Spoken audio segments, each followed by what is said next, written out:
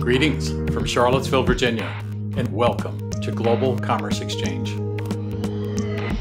I'm Peter Maillet, and I'll be your host for today's conversation at the crossroads of global affairs and the world of business. Our show is brought to you by the Center for Global Commerce at the University of Virginia. Now, let's get started.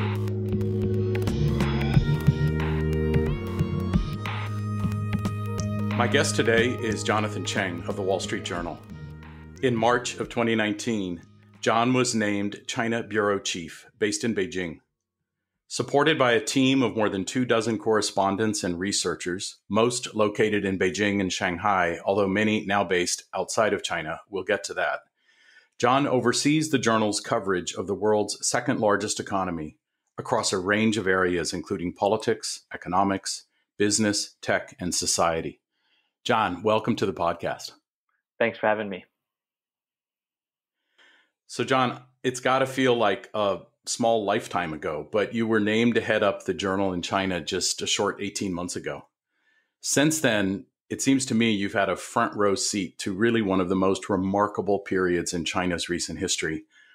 John, I want to start by asking, what expectations did you have when you first stepped into that role? Well, thanks for having me, first of all. I think it was obviously a very daunting position to take on. It's a large job. I was in Korea for the previous 6 years before I took the job, and Korea is a much smaller place than China, population-wise, and in terms of the economy and in terms of the overall story. But obviously, it's an honor and it's a big privilege to come to a country like China and write about it for the Wall Street Journal. But obviously, the time that I was asked to come, which is this time, the last 2 years, has really been a time when we've seen the relationship deteriorate quite quickly between the U.S. and China.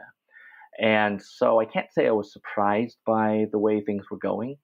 I was named in March 2019, but not long before that, as I was considering the job, we had the detention of 2 Canadian citizens by Chinese authorities. They're still detained now, nearly 2 years later, and I'm a Canadian citizen. So that was obviously something that was weighing heavily on my mind as I was thinking through all of this.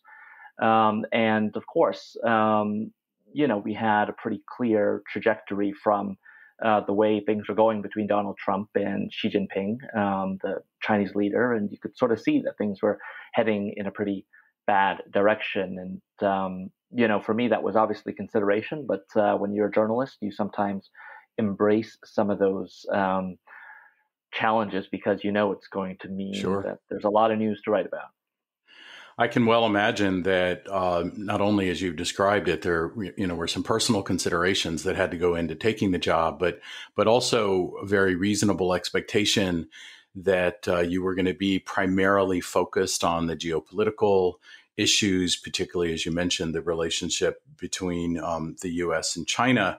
So, obviously things took a turn in a way that you could not have anticipated, where very early on, my understanding is it was at December, really, of last year that the Wall Street Journal was one of the first news outlets to pick up that, something unusual was going on in Wuhan. There was a mysterious new illness that seemed to be cropping up.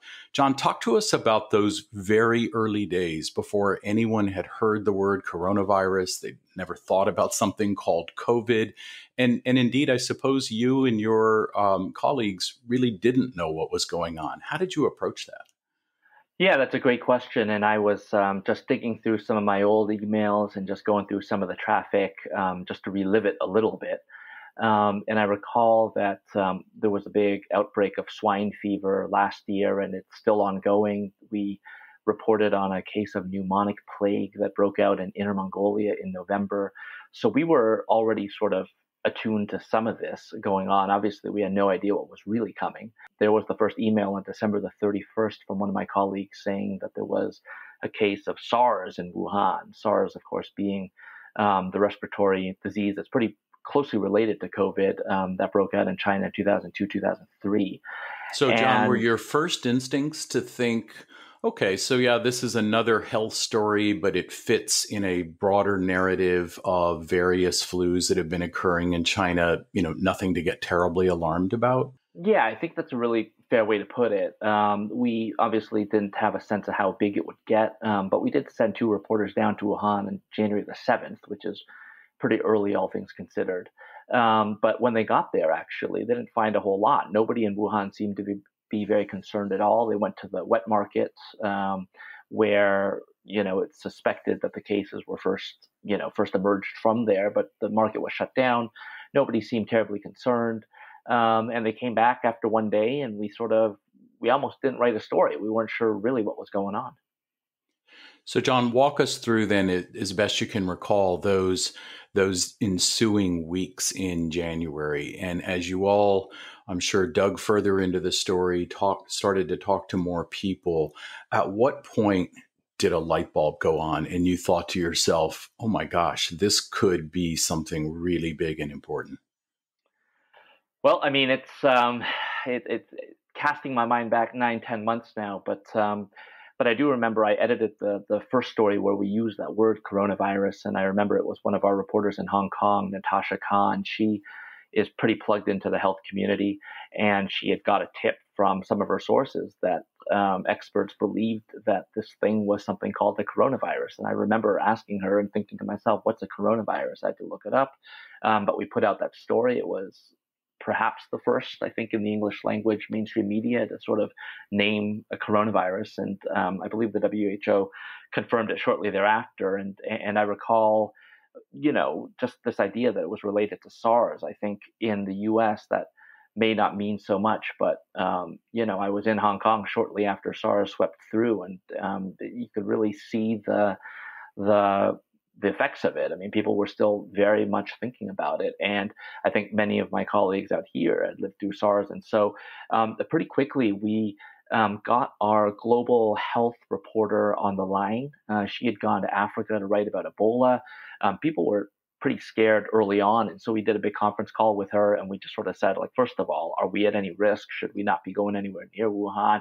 What can you tell us? And she basically said, we don't know anything about this, but I do think this could be a big story. And then, of course, by the time they shut down Wuhan on January the 23rd, this was a big turning point. I mean, not just for us, but for the whole country. And I think at that point, it became abundantly clear that this was a really big deal. And by that point, we had sent another two reporters back into the city, and they were actually in Wuhan when they declared the lockdown. So, one of them flew out the night before, and one of them had to get on one of the last trains out of Wuhan because we were concerned that she may not be able to get out for months. And indeed, if she hadn't been on that train, she would have been there for several months. Even then, how quickly did you and your colleagues start to imagine that this could be a story that would be bigger than China? I mean, I'm sure your initial instincts were to think about Wuhan or possibly to think about spread to other provinces in China. When did it occur to you that this could go global? I think it took a little while. I mentioned that SARS was sort of our frame of reference for a lot of us, and SARS did spread globally too, but it spread mostly through the vectors of the Chinese community. So actually, where I'm from in Toronto, there were a bunch of cases there, and in Canada, and there were other pockets all around the world, but obviously nothing like COVID. So I don't know that we were thinking that it would go global in quite that way. But we did, we had a lot of people away because it was the Lunar New Year at the end of January when they shut down Wuhan. And we had a lot of reporters who were all around the world. Some of them were going back to their families and spending time with them because it's a whole week off. And so, as we were communicating with our colleagues, by we, I mean me and my deputies, we were really just sort of saying to them that we think that this could be something that lasts for several weeks or, maybe a month or two. That's sort of what we were telling our reporters to brace ourselves and prepare ourselves for, that this was going to be a bit of a marathon. But by marathon, we thought maybe 1 month or 2 months. We never thought, it'd quite get to this proportion. Right. More like some sort of a global super marathon as it turned out. China seems to have handled the crisis remarkably well. reporting less than 100,000 confirmed cases and fewer than 5,000 deaths, which is amazing, especially when considering that China's population is about 4.5 times that of the US. In other words, if the per capita death rate in the US were the same as that of China, we would have about 1,000 COVID related deaths in total, rather than that many each day. So, John, what I want to know is, in your opinion, why has the outcome in China, at least so far, been so different than the US? For example, one of my students, Lucy, sent in a question asking if the explanation might be cultural, referring to China's collectivism versus American individualism. How do you see it? Sure. I definitely do think that Lucy has a point. I think on many levels she's correct. I don't know if you want to call it cultural per se or governmental at some level, but it is true that in the US, you hear a lot of talk of the word freedom and people want to insist on their freedom. You don't hear that so often here in China. And in China, you'll hear them talking more about effective governance. And obviously, people in Beijing, the leadership here is not afraid to use some pretty blunt tactics that just wouldn't fly in the US. So, look, I don't want to give China a free pass. First of all, you refer to official numbers, and we could go into a whole side tangent that I don't think we want to get into here about whether the official numbers reflect reality or not. Suffice it to say that I don't think that if there's undercounting, that the undercounting is on the magnitude of 10 times or 20 times or more. I mean, it's just, if they could have hit it, they would have hit it from the very beginning. If you could hide it easily, every government in the world to some extent would have done it. The fact is you can't hide this. And so if we take that as a starting point, keep in mind that you take it back to January again. There was this period from January 5th to January the 17th where China reported no new cases at all for 12 days. These 12 days happen to be very politically important days for China and for Wuhan in particular. So the fact that no cases were reported, it doesn't look good in hindsight. We've raised a lot of questions and we've done several page one stories that delve pretty deeply into this. But setting that aside, I think once the leadership in Beijing realized that this was going to be a big deal and that half measures weren't going to work. You have this debate between if you shut down the economy and try to kill the virus, you're gonna hurt people's livelihoods. On the other hand, if it's a tough debate. I'm not saying it's an easy decision for policymakers to make, but I think what it came down to for Beijing was they recognized, I'm putting words in their mouth, but I think they recognize that you really have to go all in on trying to smother the virus, kill the virus. I don't know if it's killable, but you need to kill it as much as you can. And only then can you hope to have a real economic recovery. You can't do both at the same time. Only if you suppress the virus can you have consumer confidence really come back in a meaningful way. So, John, you talk about, being all in and sort of heavy-handed tactics, by which I presume you're referring to things such as really intensively enforced quarantines, very, very widespread neighborhood testings when there's any semblance of an outbreak, things like that. Help us understand the degree to which that is what I would call top-down. In other words, it's the actions of a strong government. Or is it also in some sense bottom up? That is to say that the people are okay with that the people perhaps are willing to trade some of their sense of individual liberty for the greater good of, as you say, killing the virus? I think it's a combination of the two. I would definitely say that there's a stronger element of the top down in the Chinese response versus the US, certainly, and probably versus many other countries in the world. That's not to say that people don't chafe at these restrictions. It's not to say that people don't, not that people like it. And I think that some of the psychological scars that people are going to carry from this, I don't know that we know the extent of it. I don't know that we ever will know the extent of it, particularly for Wuhan, because that city was shut down, like really shut down for 2 months. And so there was definitely a human cost, and it's not quantifiable. But I wonder whether some of those people would say that in the long run it was worth it. And as a reporter, you can go and ask them that, but you don't know if you're getting an honest answer. Not necessarily because they're lying to you or they're worried about the government, but they themselves are probably pretty conflicted themselves. And like all things in life, there's some plus, there's some minus, and we don't know what the alternative would have been. If they may say, sure, I would have loved more freedom, but if that had meant that we'd still have the virus raging through China, then maybe not. So I think it's a tough question to answer, but I do think that people on the whole, I would say, are pretty happy with the way China dealt with it because life right now in September 2020 feels pretty close to normal. And I don't know how it feels in Virginia. I don't know how it feels in the U.S. But it's sort of like ripping the Band-Aid off. It wasn't pleasant, but you got it all over with in one go. Well, and as the United States approaches 200,000 deaths, that perspective is more than well worth considering, at least in my view. Just one other thing I wanted to ask you about the virus and the whole situation before we move on. Early on, John, there was a lot of talk about the use of tracking technology, actually not only in China, but in Singapore, in India, and other places where apparently there were technologies developed that would help users identify if they had been around other people, or indeed that the government could perhaps somehow keep track of that. I remember stories of, QR codes turning red on phones and things of that nature.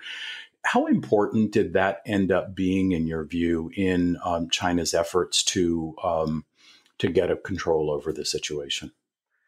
It's a good question.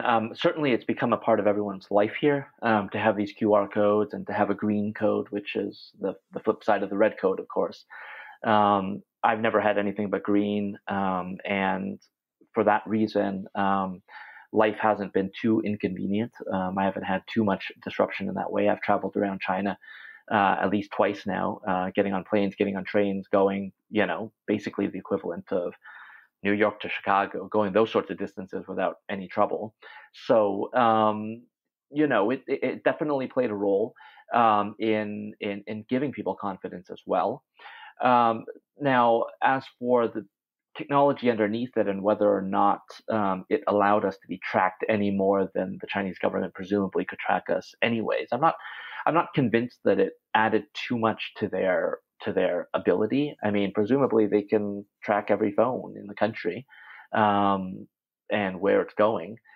With this app, we did some stories. We wrote about how you could, in some cities, watch people who apparently had the virus move from place to place across the city, so you could avoid that person or something like that. But those were pretty localized examples. And I know from traveling around the country that every province, every city even sometimes has a different app of their own. And I don't know how interoperable these apps are, but given how quickly they had to be sort of developed and thrown out there, my guess is not too much.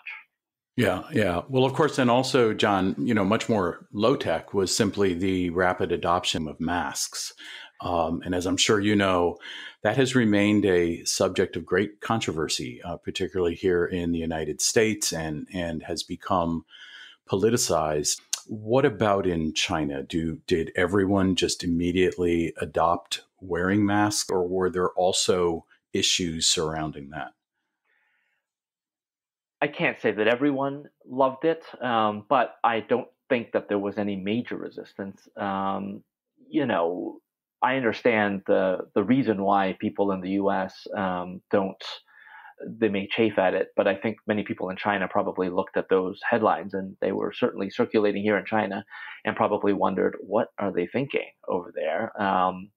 And again, there was the SARS example, and I think people had already become conditioned in many ways. If you have a cough, if you're not feeling 100%, a lot of people will just wear a mask. It's not a big deal. It's just what you do. And so it never took on the same sort of symbolic freight that it took on in the US. And I think that probably helped. And, I'm not a scientific expert, but I do think that probably helped in some way. I mean, that's my understanding of the literature out there. So earlier, you tied the whole story of China's successful efforts to get a control over the virus to an economic rebound. And indeed, I noticed that you recently published a big story on how China's economy is in fact now beginning to rebound. And there's lots of data coming out to support that.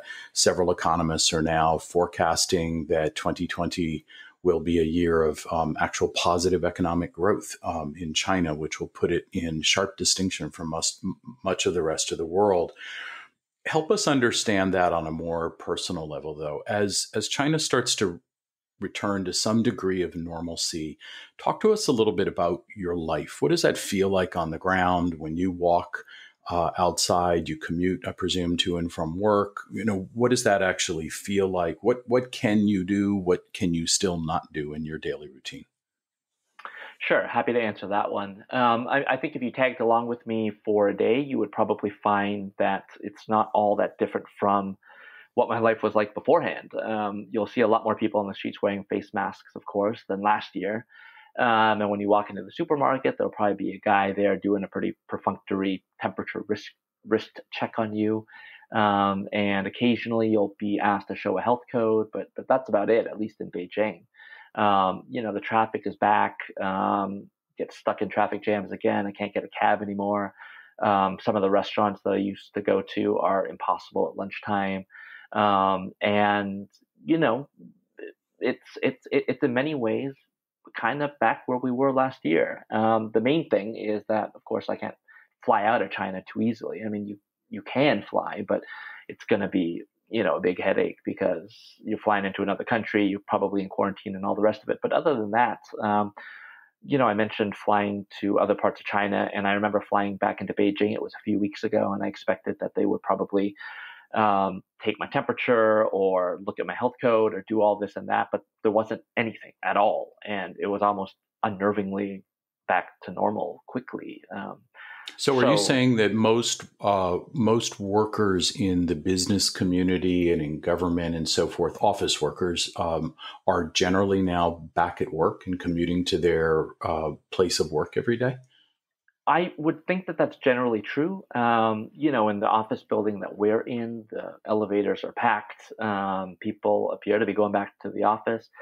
We may be the exception simply because we're an American company, and so we sort of have a global protocol here, and our protocol is such that we're not going into the office every day, but I'm going in, several days a week, and so are some of my colleagues, and we have a mix of work from home and work in the office, just whatever suits people. So, talking about going into the office, I guess we should say that you are going into the office with perhaps a few less colleagues than you used to. Obviously, over the last several months, there has been an escalation of tension in the journalistic world to include the expulsion of several journalists from China, to include, as I understand it, reporters for your newspaper. Help us understand, how do you deal with that? I mean, you're not that big of an organization to begin with in China. I suppose being down by several reporters hampers your ability to fully cover the breadth of stories that you want to cover. Is that right? Yeah, so in the midst of the pandemic, take it back to February, we became part of this US-China tussle here. And so we know that the pandemic actually served, unfortunately, to I think, worsen ties between the two sides rather than bring them together per se. But we had an opinion column that basically displeased China. And when that happened, we had three of our reporters expelled from the country, given just a few days to leave and pack their things. And, the question was whether or not it was really the Wall Street Journal that they were targeting. But I think we got our answer in part a few weeks later because the US then responded to that by limiting the number of Chinese journalists that could be in the US, and Beijing responded then by kicking out all of the US citizens working as reporters for not only the Wall Street Journal, but also the New York Times and the Washington Post. And so that was a pretty big blow, I think, to American journalism in China generally. And of course, I'm still here because I'm Canadian, but we're down to just a handful of people from more than 24 at the beginning of the year. So obviously, that's an additional challenge that we have on top of dealing with everything else COVID related. Despite the challenges of a reduced reporting staff, there's certainly been no shortage of other important China-related stories for you to cover this year. Perhaps most important is in the geopolitical sphere, where the relationship between the US and China is showing increasing signs of strain. Some have even started to describe this as a new Cold War. What do you see as driving this dynamic? It's a great question, and I don't know that there's a definitive answer, but obviously it's election. It's an election season this year, and obviously that's going to highlight a lot of the differences because you have Donald Trump coming out there and saying, "I'm going to be tougher on China," and Joe Biden saying, "I'm the better guy to deal with China." And so you sort of have that race going on domestically in the U.S. But I think as to the question of who's driving this, I mean, if you take for a moment the Trump administration's rhetoric at face value, they say that things have been actually going in the wrong direction for a long time, not just during the Trump administration, but going back through Obama and Bush and even Clinton, and that they're simply the first to call out China on this. I think that's true and it's not true in some ways. I mean, it's true in that I think if privately you go to people in the Obama administration or the Bush administration, I think probably they would privately tell you that, yes, actually, there's some truth to that. In hindsight, maybe we ought to have gotten tougher on them sooner. Maybe that's what they would say. That's my suspicion. But John, if I can go ahead. interject there and ask, from the Chinese side, and I take what you've said, and I think there's a lot of wisdom in those comments. From the Chinese side, though, there's been a fair degree of activity geopolitically as well, be it on the border with India, continued escalation of activities in the South China Sea, the recent national security law in Hong Kong. What's motivating these actions from the Chinese side? I think those of us in the West, we have a hard time understanding politics in China because, after all, it's a single party state. Are there political motivations that are pushing these actions that are perceived as hostile actions in the West? That's basically what we're trying to figure out every single day. China doesn't have the most transparent government. That's an understatement. And so everything is going to be conjecture at some level. But obviously, I think it's worth pointing out that the backdrop here is you do have an economy that is slowing pretty dramatically in China, even before COVID. That's not unexpected. I mean, it would have been unexpected if China had kept double-digit percentage growth in GDP going forever. I mean, that would be the true miracle. So it was bound to come down at some point. But I think part of the concern is that it's coming down before China has gotten wealthy. Per capita GDP is not at, the level of, say, a South Korea or a Japan, and certainly not the US. So you have that in the background. And you've had 20 some years where you've really had China open itself and its citizens up to the world, where you have Chinese tourists increasingly going abroad. Obviously, a lot of Chinese students in the US and in Australia and in Canada. And you had a lot of people immigrating abroad. And so I think that there was a recognition, perhaps on China's side, that this combination was probably not a good combination to have the economy slowing. Every government in the world, to some extent, has their legitimacy and their support based on economic growth and economic strength. You could argue that it's to a greater degree in China, or to some degree anyways. And to watch that slow, I think, was a concern at a time when people were more exposed to all sorts of different ideas around the world. And so I do think that there was an attempt here to maybe narrow things and tighten things up a little bit. A lot of people would lay that at the feet of Xi Jinping, of course, who took power in 2012, 2013. But I've also seen the argument that it predates him as well. And that's something I think historians will probably debate for years to come. Well, so let's dig in a little bit further to that economic growth. And I'd like to ask you about it from the perspective of the tech sector. So obviously, there are Chinese companies that are now pursuing strategies of globalization and global expansion. Names like Huawei and TikTok, of course, come immediately to mind. And that's been met in the West with phrases like digital divide and decoupling. What's going on there in the tech world, and how concerned are you about, what I would call sort of a wedge in global tech that seems to be emerging? Well, I think it's been a reality of China. You could go back to the year that China decided basically to shut out Google, which was a decade ago now. So, I mean, certainly it's becoming more pronounced in the Trump and Xi age, but it predates both of them by quite a bit.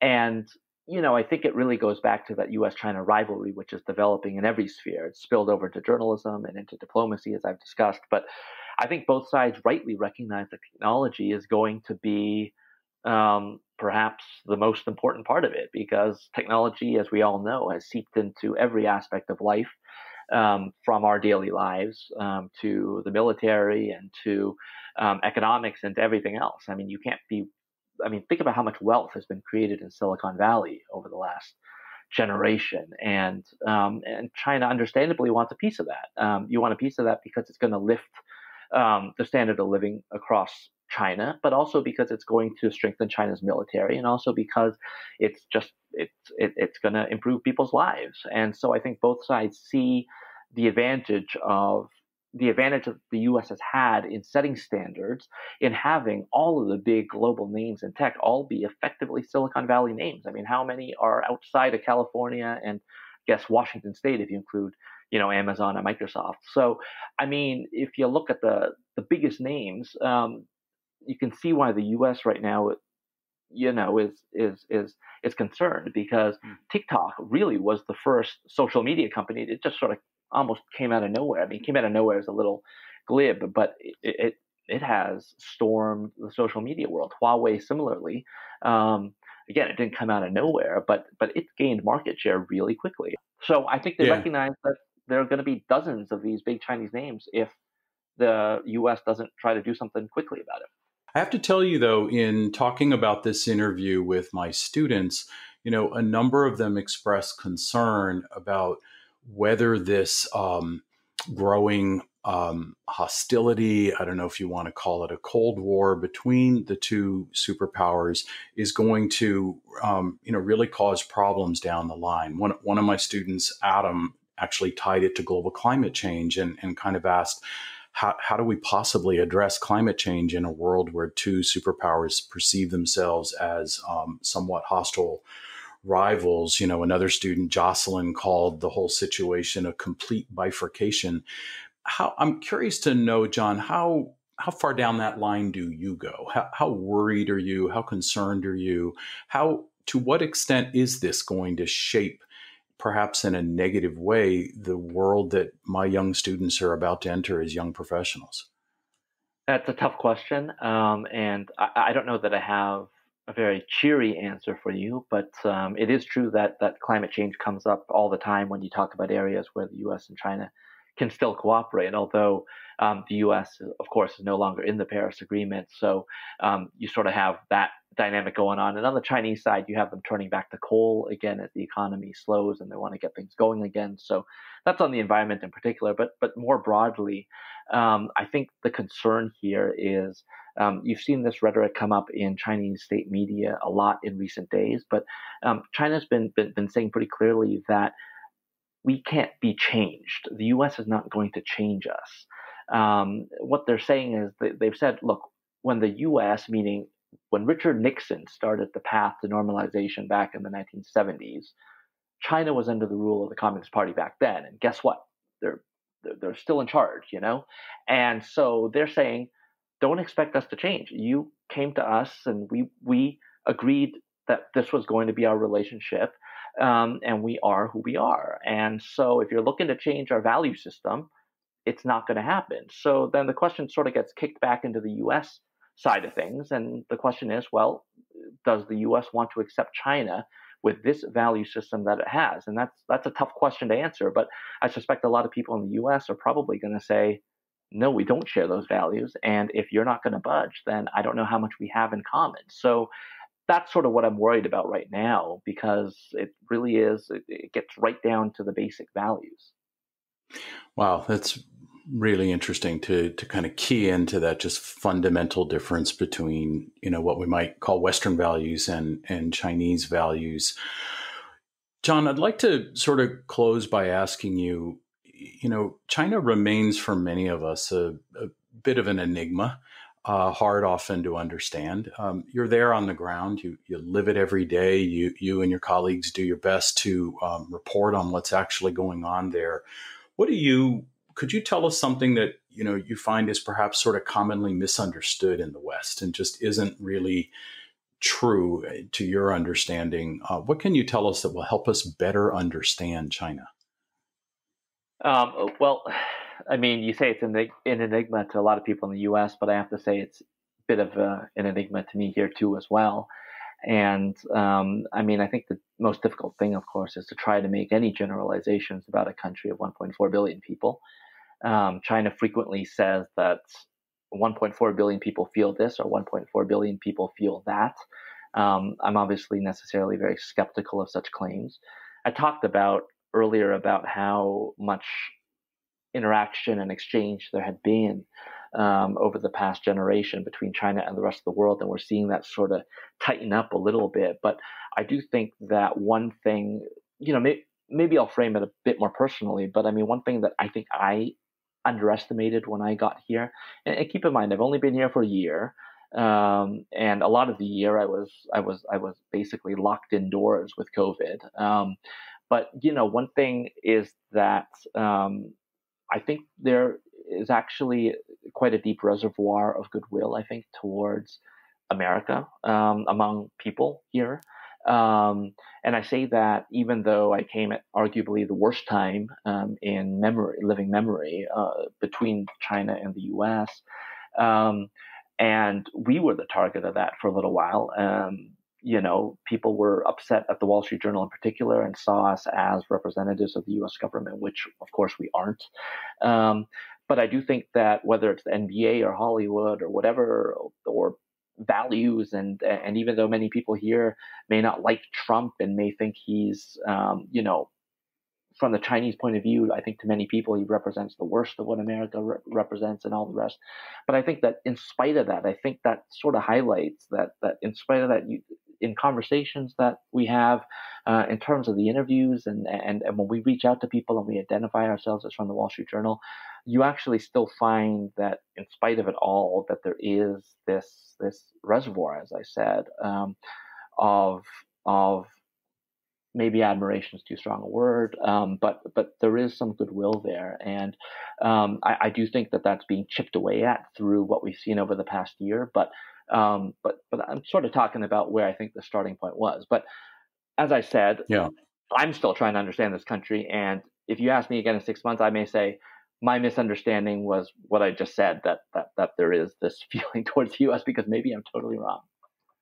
Well, but I appreciate you focusing on that and help reminding us that China is not simply an impersonal country, but it's a collection of human beings who all have their own individual thoughts and ideas and indeed emotions and sentiments toward other countries in the world.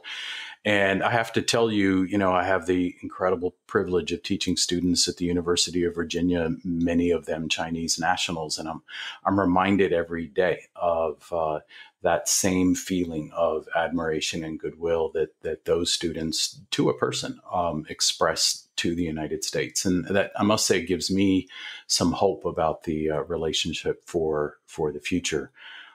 John, I just in closing want to thank you for a really great conversation today. You've given our listeners a rare glimpse into China's response to the coronavirus and the other issues we've been talking about, and especially during this somewhat tense period. We're really fortunate to have reporters like yourself there on the ground that can help us understand the situation. So really appreciate you joining us today, particularly late in your evening in Beijing. Thank you very much.